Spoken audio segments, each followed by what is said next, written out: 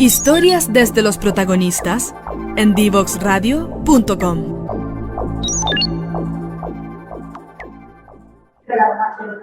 Ya estamos de vuelta de esta primera pausa.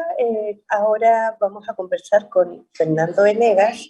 Fernando, aunque uno no piense en realidad de qué profesión es, él es abogado, tiene varios magíster y harto también posgrado. No se va a presentar él mismo.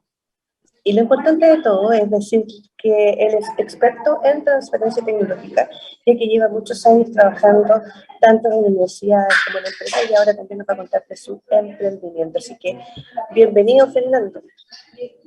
Hola Eli, ¿cómo estás? Muchas gracias por la invitación. La verdad, yo creo que, bueno, uno le cuesta definirse como experto, la verdad. Yo creo que yo soy, yo vengo de la herencia, lo digo siempre que puedo. Yo creo que yo vengo en respuesta un poco a una buena visión y una política de Estado o una política pública que hace muchos años se implementó en Chile, donde se trató de formar a profesionales en lo que era gestión tecnológica. Si bien me veo a veces incluso más joven de lo que soy. Yo partí trabajando esto hace unos 15 años atrás. Llegué, como tú bien decías, como abogado en temas de en temas de propiedad intelectual, y empecé a trabajar en el área de propiedad intelectual, en el área de patentes de la Universidad de Chile, administrando el portafolio. Para los que nos escuchan y son más antiguos en esto, había un instrumento que a mí me tocaba administrar que se llamaban EAPI, que eran las entidades asesoras de propiedad industrial. Me tocó administrar más de 14 proyectos, que eran un instrumento que apoyaba el financiamiento de la protección de tecnología. Y ahí me tocó no solo familiarizarme con las patentes, sino que familiarizarme con la formulación de proyectos, con cartas Gantt, con presupuesto.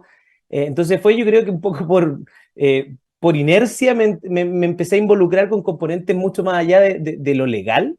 Y luego, como digo yo, a raíz de una política pública bien visionaria, que fue de formar profesionales en el ámbito de la gestión tecnológica, un grupo pequeño en ese momento de profesionales nos empezamos a formar muy inspirado en un inicio en el modelo estadounidense de Otom, luego fuimos aprendiendo y generando nuestros propios modelos de aprendizaje con otros actores de otros ecosistemas también, de Europa, de España, de Nueva Zelanda en algún momento también, y ahí nos fuimos formando. Entonces, calificar como experto no lo sé, pero sí puedo decir que por lo menos en lo que es el ecosistema de innovación y transferencia tecnológica en Chile, que es joven, puedo ser antiguo, junto con otros profesionales. De hecho, un dato, actualmente yo soy el presidente de la Red de Gestores Tecnológicos de Chile.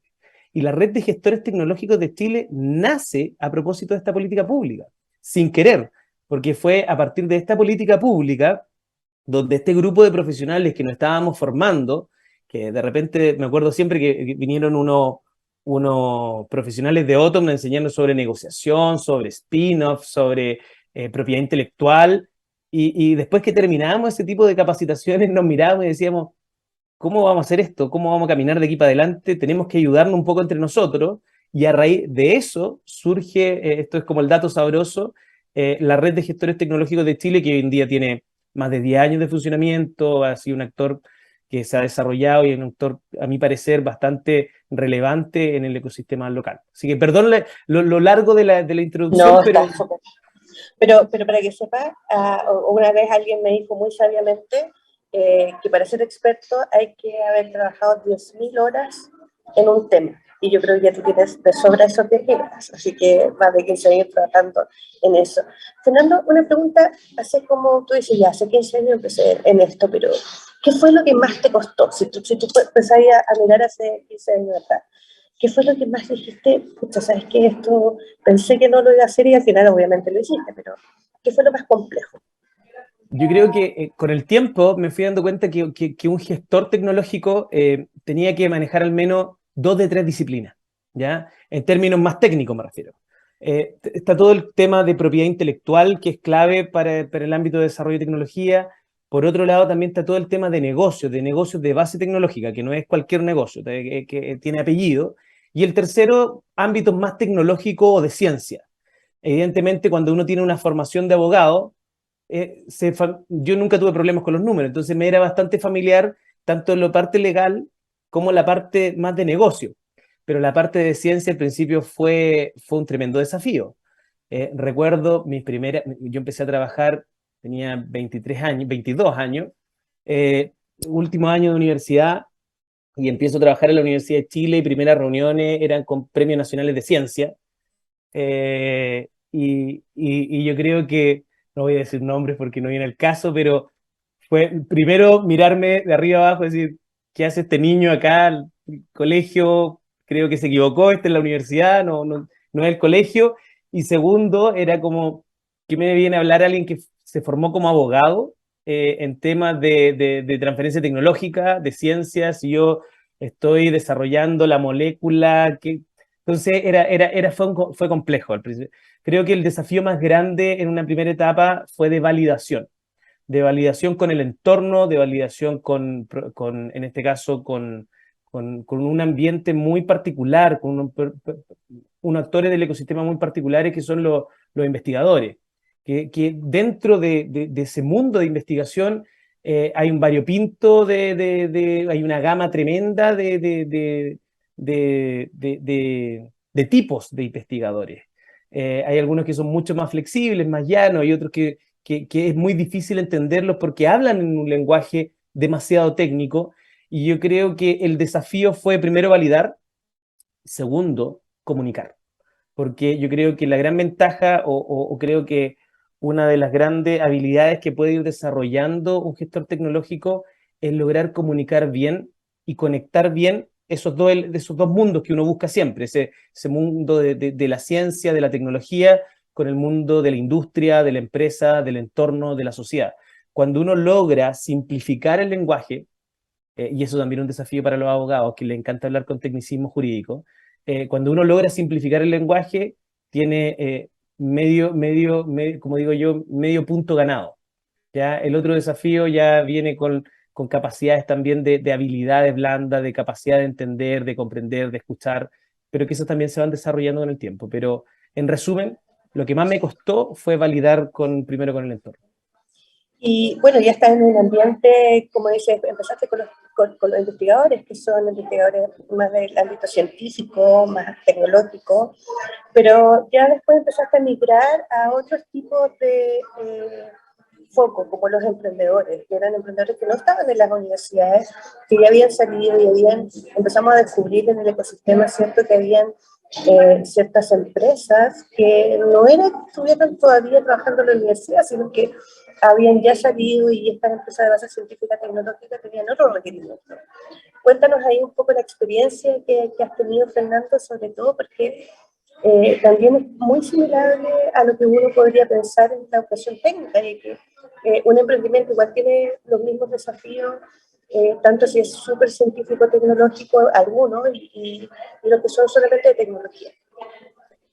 Yo creo que ahí, retomando incluso como la presentación esto de experto, yo creo que, como te decía, no me califico como experto, pero sí hay algo que me he trazado como meta, de tratar de ir pasando por los distintos actores del ecosistema, para ir conociendo esa realidad. Entonces, efectivamente, después de la Universidad de Chile, que fue una tremenda escuela donde armamos la Dirección de Innovación o la Oficina de Transferencia Tecnológica, generamos políticas institucionales, aumentamos número de patentes, número de transferencia, de tecnología me refiero, pero era un ambiente mucho más enfocado en lo que es ciencia deep tech, como se dice, ciencia dura. Luego me tocó ir al otro lado, me tocó ir a crear el área de innovación, apoyar a otras personas también, evidentemente, el área de innovación en estudios jurídicos, donde ahora las universidades pasaban a ser mis clientes, donde empecé también a trabajar con emprendedores que no estaban vinculados, y ahí empezó a aparecer un nuevo mundo, un mundo de profesionales que se forman en estas universidades. Es que yo siempre digo, esto es algo, no lo digo ni con el título de mi empresa, ni con el título de presidente de la RGT, creo que tenemos todavía un tremendo desafío en la educación superior, formamos excelentes profesionales, tanto de la educación técnico superior como en la universitaria, pero malos emprendedores, muy buenos empleados, malos emprendedores.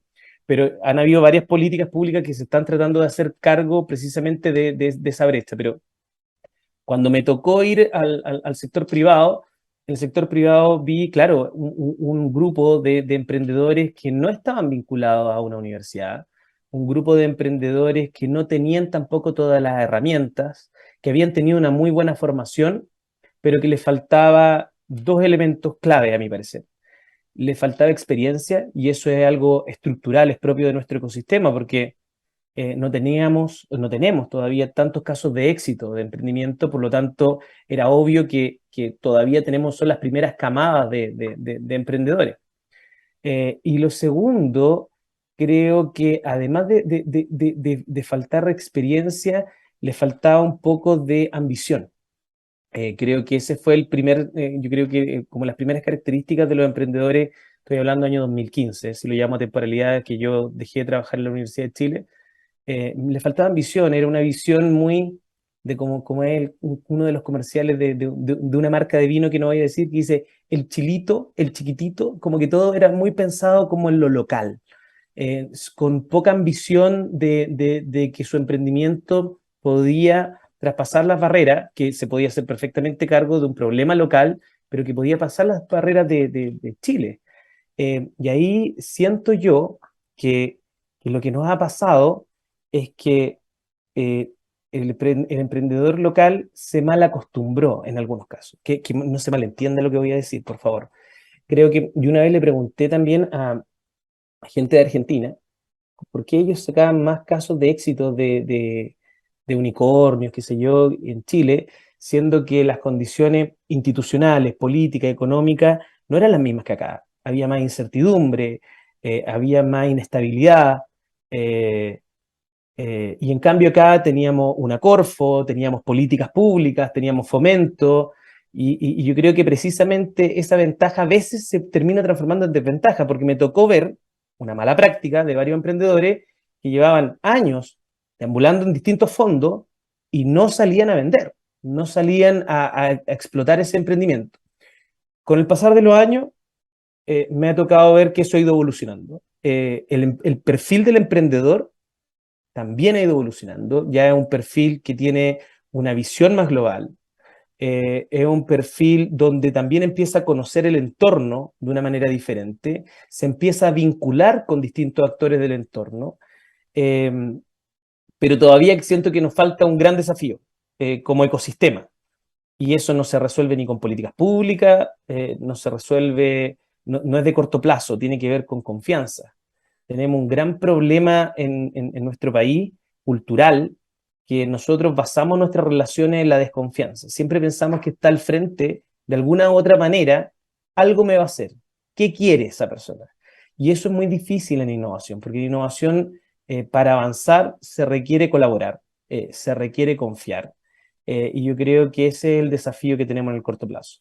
Y para cerrar la idea solamente, eh, después de ese paso por el estudio, me tocó llegar a un hub de transferencia tecnológica, otra política pública, donde nuevamente hubo un desafío de confianza, donde nuevamente me tocó armar desde cero. Me encanta eso, me encanta armar, y donde nuevamente uno veía que necesitábamos construir, desarrollar eslabones entre los distintos actores para poder desarrollar un modelo propio, ¿ya?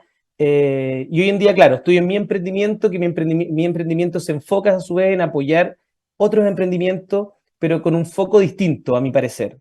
Tenemos un fuerte sello en lo que es el desarrollo de ecosistemas regionales. Para mí, un tremendo desafío que tenemos. Yo siempre lo digo, odio Santiago, pero lamentablemente tengo que vivir en Santiago a lo que me dedico. Me encantaría que hubiese más ecosistemas, así como uno piensa en Estados Unidos, donde está el ecosistema no sé, pues de Boston y de Massachusetts, que tiene un fuerte componente biotecnológico, que es distinto al ecosistema de California y que es distinto al ecosistema que está en Seattle, en el norte, que tiene que ver con agricultura. Entonces, me encantaría que nosotros pudiéramos tener esa diversidad en nuestro país, porque tenemos las capacidades para tenerlo, tenemos las condiciones para tenerlo. Entonces yo creo que falta todavía más desarrollo. Entonces, Zenit, que es mi emprendimiento, precisamente está tratando de apuntar a eso, generar estas condiciones de ecosistema para que empiecen a surgir más innovación a lo largo del país y no se concentre todo en la región metropolitana y en Valparaíso. Buenísimo. Mira, sabes que se nos ha pasado volando. Tengo muchas preguntas que hacerte, pero te voy a dejar una planteada para que después nos vayamos a esta segunda pausa. Y tiene que ver con la pandemia, porque la pandemia nos afectó absolutamente a todos, ¿cierto? Ahora como que se ve un poco la luz al final del túnel. Pero ¿qué pasó con los emprendimientos de la científica técnica? ¿Qué pasó con la transferencia tecnológica en la etapa de pandemia? ¿Cuál es tu evaluación en este periodo, que fueron 2 años que nos tocó absolutamente la vida, pero también la vida de aquellos emprendedores y aquellas emprendedoras que estaban tratando de salir al mercado? ¿Cómo fue tu evaluación? Así que vamos a dejar esta pregunta. Y otra pregunta que te voy a hacer también, para que veas, para que pienses en esta pausa, que tiene que ver con la educación técnica profesional. Ya vamos a entrar de lleno en la segunda parte, porque tú has conocido un poquitito más de cerca, ¿cierto? Ahora con el programa IPSFT 2030, donde estamos trabajando en la innovación en los centros de formación técnica y los institutos profesionales, donde existen brechas obviamente importantes para incorporar innovación y transferencia tecnológica. Entonces ahí también, ¿cuál es tu visión y si crees que hay potencial o no hay potencial en este mundo y cómo este mundo podría acercarse a la innovación y a la transferencia tecnológica? Y dichas estas 2 preguntas, nos vamos a la segunda pausa y no se despeguen de Divox Radio. Divoxradio.com.